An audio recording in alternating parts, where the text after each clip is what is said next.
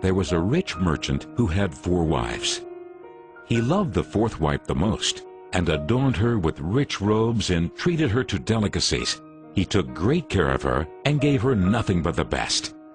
He also loved the 3rd wife very much. He's very proud of her and always wanted to show off her to his friends. However, the merchant is always in great fear that she might run away with some other men. He too loved his 2nd wife. She is a very considerate person, always patient, and in fact is the merchant's confidant. Whenever the merchant faced some problems, he always turned to his 2nd wife, and she would always help him out and tide him through difficult times. Now the merchant's 1st wife is a very loyal partner and has made great contributions in maintaining his wealth and business as well as taking care of the household.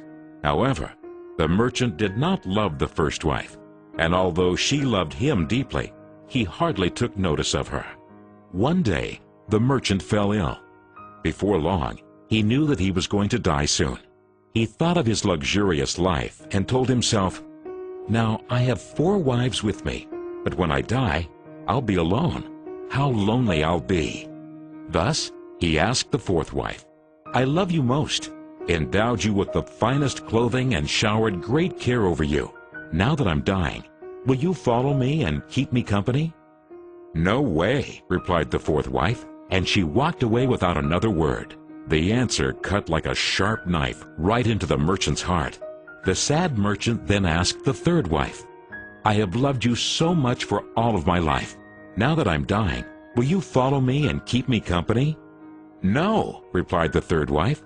"Life is so good over here. I'm going to remarry when you die." The merchant's heart sank and turned cold. He then asked the 2nd wife, "I always turn to you for help, and you've always helped me out. Now I need your help again. When I die, will you follow me and keep me company?" "I'm sorry, I can't help you out this time," replied the 2nd wife. "At the very most, I can only send you to your grave." The answer came like a bolt of thunder, and the merchant was devastated. Then a voice called out, "I'll leave with you. I'll follow you no matter where you go." The merchant looked up, and there was his 1st wife. She was so skinny, almost like she suffered from malnutrition.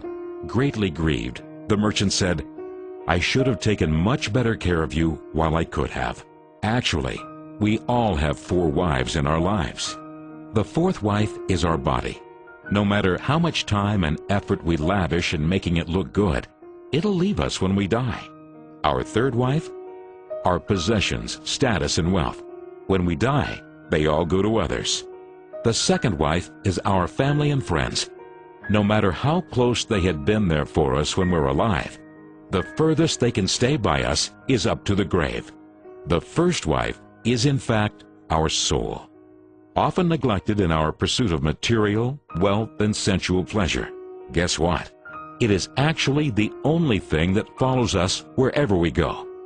Perhaps it's a good idea to cultivate and strengthen it now, rather than to wait until we're on our deathbed to lament.